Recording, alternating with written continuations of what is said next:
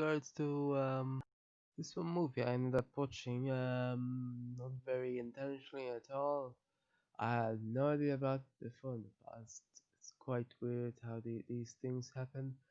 Um, and the title doesn't give away much at all. Uh, you know, it's really strange because the breakout role for Jake Gyllenhaal seems to have been Tony Darko, but for his sister, somehow, yeah, well, it seems to have been secretary, which is quite something. I mean, I didn't expect that much. Really, I didn't expect. I didn't read synopsis or anything. So I really didn't expect it, and it's strange how it evolved. It did try to be somewhat comedic, but not too much. Yes, but I still don't see what the point was exactly. I mean, it's um, I don't know. I mean, obviously, sometimes it seems like it's there's not much of a point at all. Like at the end, when he asks her to just stay on the desk with her, you know, yeah, there's not much point to that either. Somehow, I mean, how is someone convinced to accept a person just by doing that? I'm not entirely sure. Um, yeah, it's a strange role for her, certainly. I've no idea why she tried it. Could say I have no idea. She seems to want to experiment. She claims it's somewhere there on the edge, apparently. So I don't know. Maybe yeah. But it's a strange one. I mean, Donnie Darko in comparison, it's a strange movie as well. Nothing in comparison to this, of course. This is strange, in a very different manner, of course. Um, but yeah, it's quite something because, of course, seeing it overall, one might think it might possibly even be a romantic comedy, because it's those are the genres, yeah, but couldn't be anything further from stereotypical rom-com, really. But sure enough, comedy, drama, romance. So that's quite something, yeah, for those genres. Yeah, yeah. So it's not quite. I mean, I'm not saying, I literally didn't see even the poster, Obviously, if I saw the poster, I would have known, that it was going to go in that direction. I don't think the one I watched though, I mean, I didn't literally try to avoid the poster. The one I watched so only had Maggie, really. Just that's pretty much it.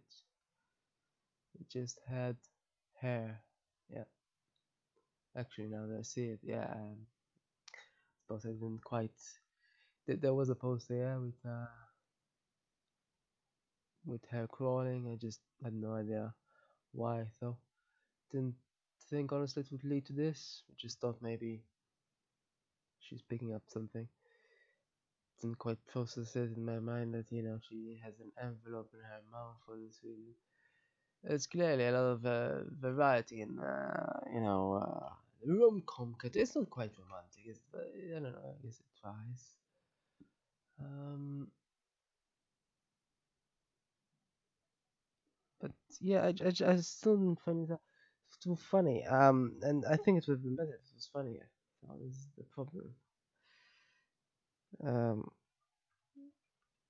and I don't know. Just the whole thing, everything that happened wasn't too funny. Because at the end there, when people started to come to see her, that was a bit funny. But that's a bit sort of too late at that point. Um, if they thought, for example, if her feminist said something when she was, having a little food, it would have been funnier possibly, but they didn't. And also, if her boyfriend moved in to the room, it would have been funnier. That would have been very stereotypical rom-com fashion. but he didn't. He somehow left. It's sort of missed opportunities, I suppose. I don't know. But that necessarily would have been so much better. I mean, it would have still been the same sort of movie. But